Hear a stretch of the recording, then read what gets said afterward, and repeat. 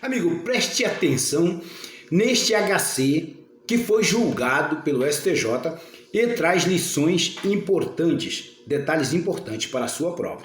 Olha só, quando o magistrado ou magistrada, ele resolve assumir o protagonismo na audiência de instrução e julgamento, no sentido de formular ele mesmo, magistrado, as questões, as perguntas, as testemunhas arroladas pelas partes. E aí, não são as partes, acusação e defesa, que fazem o questionamento, e sim o magistrado. Ele pergunta tudo sobre os fatos, questões que, repito, deveriam ser formuladas de acordo com o Código de Processo Penal pelas partes, acusação e defesa. Essa situação de um magistrado que assume o protagonismo nesse sentido é causa de reconhecimento de nulidade, de anulação da audiência de instrução e julgamento? Sim ou não?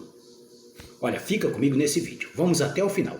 O STJ nos mostra como conduzir a audiência de instrução de uma forma válida que não gere questionamentos, nem para a acusação, nem para a defesa. Vamos lá.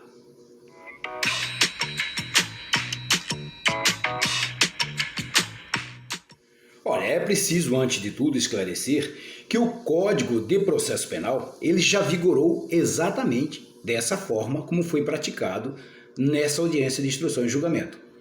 Até 2008, até a reforma trazida pela Lei 11.690 de 2008, o artigo 212 do Código de Processo Penal previa que as partes formulariam as questões às testemunhas não diretamente, mas através do magistrado.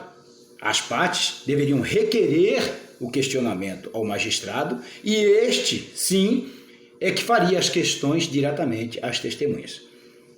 Ocorre que essa lei mudou, como já dissemos, em 2008 e passou a vigorar assim. Olha só, veja aqui, artigo 212 do Código de Processo Penal, está aqui do meu lado, pode ver, que atualmente ele prevê que as partes formularão as suas questões diretamente às testemunhas. O juiz só poderá intervir se o questionamento puder induzir uma resposta ou importar em um questionamento que já foi respondido anteriormente. Só nesses casos. Fora isso, o juiz poderá formular questões ao final da instrução, depois que as partes fizerem seus questionamentos, apenas para preencher lacunas, para que esclareça pontos ainda não aventados, não ventilados, não comentados pela testemunha. Você está gostando do vídeo? Então se inscreva aqui no canal de cabeça, assim você não perde nenhum assunto da maior relevância para a sua prova. Tem dúvida? Deixe aqui embaixo, teremos o máximo prazer em responder.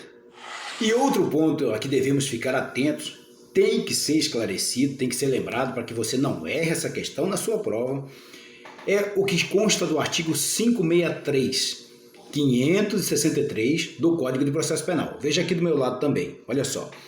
Independente do status da nulidade, seja ela relativa ou absoluta, nenhum ato processual será declarado nulo se não houver prejuízo para a defesa ou para a acusação. Quem alegar a nulidade, seja defesa ou acusação, ela deverá demonstrar nos autos que teve prejuízo com esse ato que deve e pretende que seja declarado nulo, porque do contrário ela não consegue o seu intento.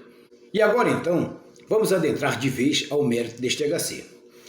Na prática, a magistrada ela realizou tantos questionamentos, que repito, deveriam ter sido formulados pelas partes, que a acusação, a representante do Ministério Público, quando de sua vez de efetivamente falar nos autos, ela se absteve de qualquer pergunta, não realizou nenhum questionamento, seja a vítima, as testemunhas ou o acusado. A acusação prevaleceu, houve uma sentença condenatória sem que a representante do Ministério Público se manifestasse na audiência de instrução e julgamento. Isso, para o STJ, caracterizou uma nulidade absoluta, presumida. Por quê? Mesmo diante da total ausência de manifestação do Ministério Público, a condenação prevaleceu, baseada nas questões formuladas diretamente pela magistrada à testemunha. violando patentemente o artigo 212 do Código de Processo Penal, como já vimos aí.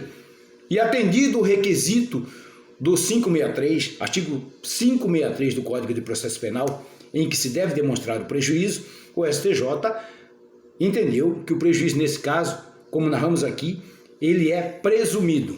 Portanto, foi anulada a audiência de instrução e julgamento, voltando o processo à base para que fosse refeito esse ato processual.